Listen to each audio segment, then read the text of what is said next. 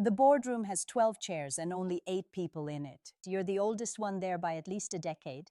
You know this because you noticed it the moment you walked in, not with anxiety, just with the quiet arithmetic of a man who has been reading rooms for 40 years.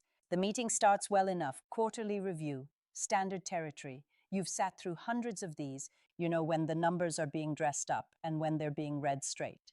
Today they're being dressed up, and you can tell by the way the presenter, mid-30s, sharp suit, slightly too much confidence, keeps glancing at the VP in the corner before landing his sentences. You say nothing, you listen. Then, 20 minutes in, you raise one question, not a challenge, a question, measured, specific, based on something you watched fail in 2009 in almost identical conditions. The presenter pauses, then he smiles, the kind of smile that arrives just before condescension, and says, "I think the models have moved on a bit since then." There's a half second of stillness in the room. Someone at the far end shifts in their chair. The VP looks down at his notepad.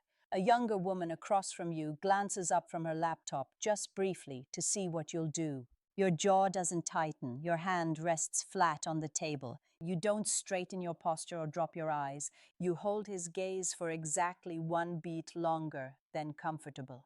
Then you nod, slowly. You say, "Fair enough.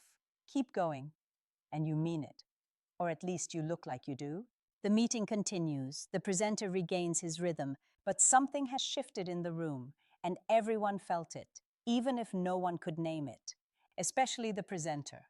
Most men at that moment would have pushed back, defended the reference, proven the point, made sure the room knew they weren't going to be dismissed that easily. And most men would have lost something in that room they couldn't get back.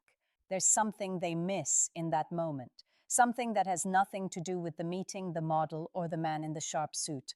Let's be honest about the internal mechanics of that moment, because the smile from that presenter didn't just land as professional disagreement, it landed as a status signal.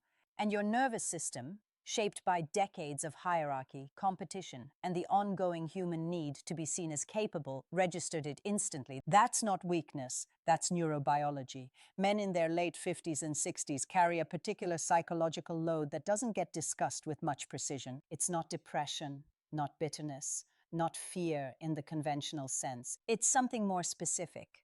The growing awareness that the systems of validation you spent 30 years building, title, expertise, institutional authority, are gradually becoming less automatic. Younger colleagues don't defer the way they once did.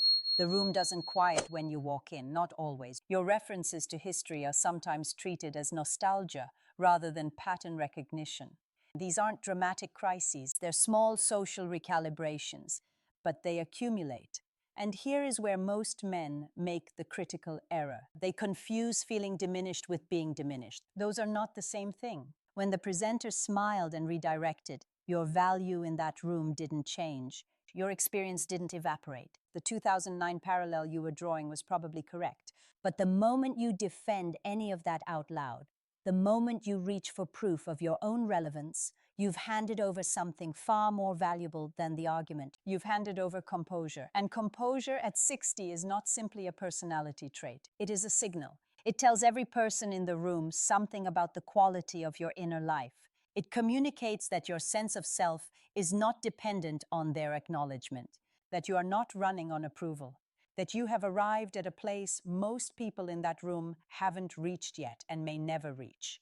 The psychological term is non-reactive identity, a self-concept stable enough that it doesn't require constant external confirmation. Most people spend their 30s and 40s performing competence. The man who has genuinely moved beyond that performance is immediately recognizable and genuinely rare.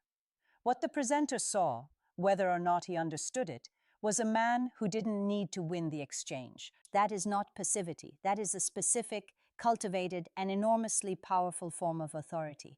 But here's where it gets more complicated. Emotional control, misapplied, is not wisdom. It's avoidance dressed in composure's clothing. This is the counterbalance that most content in this space ignores. And ignoring it is what produces men who are emotionally unavailable and call it strength. There are moments when restraint is the wrong tool entirely. When your adult child tells you something that matters deeply to them and you respond with calm, measured equanimity, no visible emotion, no vulnerability, just composed listening. They don't walk away thinking, what a steady man. They walk away wondering if you were actually present, whether anything lands with you, whether beneath the control there is warmth or just distance. Composure as a default setting in intimate relationships is a form of emotional abandonment. It can feel to the people on the receiving end like indifference.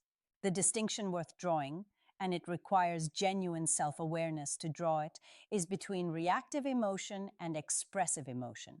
Reactive emotion is the tight jaw, the defensive comeback, the need to correct the record. It's emotion in service of ego protection. Expressive emotion is the willingness to say that hurt, or I'm proud of you in a way I can't fully articulate, or I'm not sure I handled that well. It's emotion in service of connection. One depletes your authority, the other deepens it. The man who confuses emotional control with emotional suppression often ends up at 60 with the respect of colleagues and the quiet distance of family. His children admire him from a careful remove. His friendships are solid but surface level. He has composure in abundance and intimacy almost nowhere. That is not a superpower. That is a trade-off he may not have consciously agreed to. So the principle is not control your emotions. The principle is more precise than that. Choose your emotional expression deliberately, based on what the moment actually requires, not based on what protects you from exposure. That's a harder standard. It demands both strength and flexibility. It cannot be reduced to a rule. So how does a man actually operate with this kind of precision? It begins with a pause that most men don't take, not because they lack the ability, but because the pause itself feels like hesitation, and hesitation feels like weakness. This is a false equation that costs men enormously. The pause is not hesitation, it is assessment. In the boardroom moment from chapter 1, the assessment happens in roughly 2 seconds. What is actually at stake here? Is this a situation requiring correction because the error has real consequences? Or is this a situation requiring only acknowledgement? Is my investment in this moment about the outcome or about being seen to be right?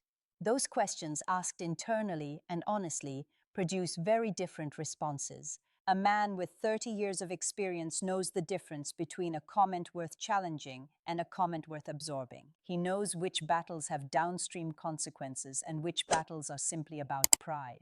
He doesn't make this assessment perfectly every time. Nobody does.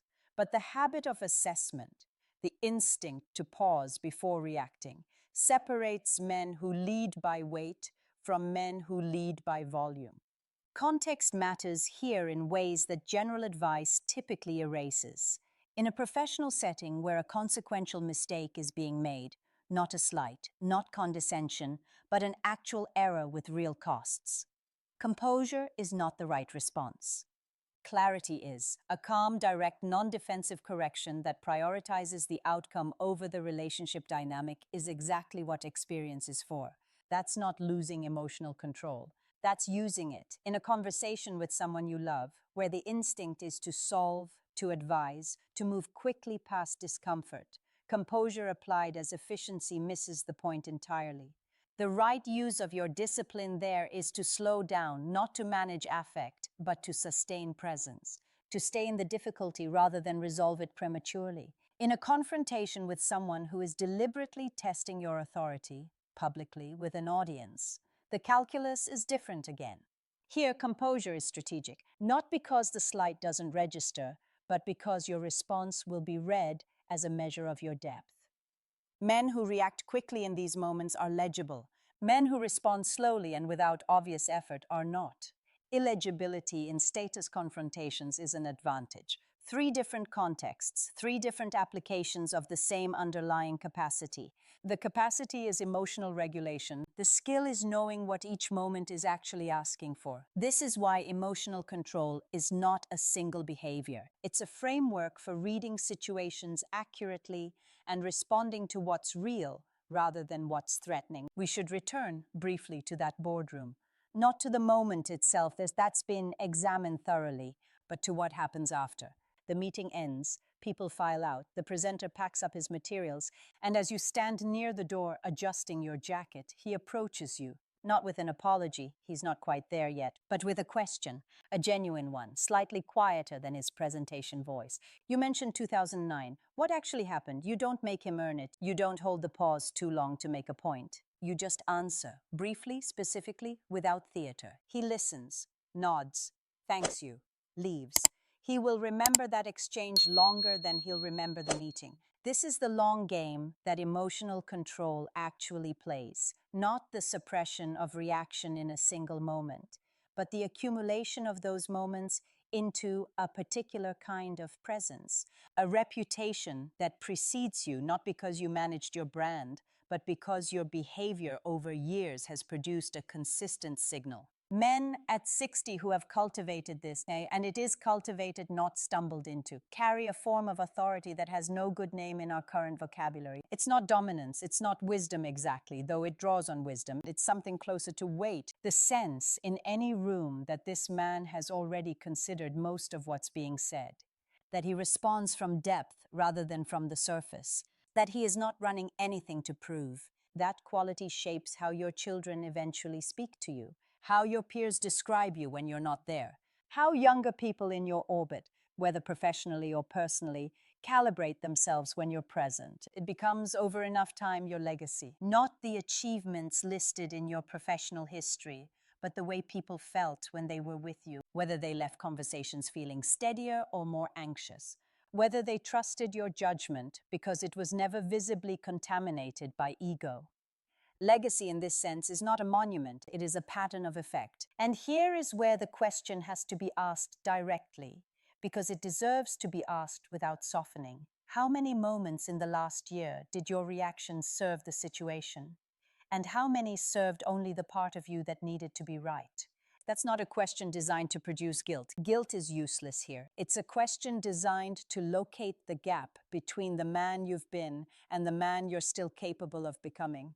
Because that gap doesn't close with age automatically. It closes with attention, with the willingness to examine your own behavior with the same rigor you'd apply to any other problem worth solving. You have the experience, you have the perspective, you have, if you've been paying attention, a well-developed capacity for reading situations that took decades to build.